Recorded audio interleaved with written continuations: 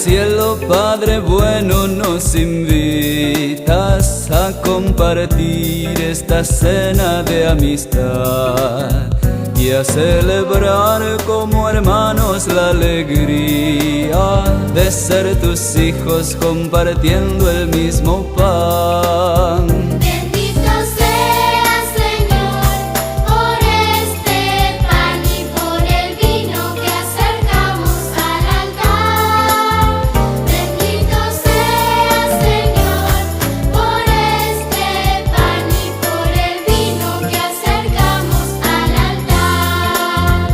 Aquí traemos nuestros juegos y alegrías, te regalamos, Señor, el corazón, porque queremos tenerte con nosotros y amarte tanto como nos amaste vos.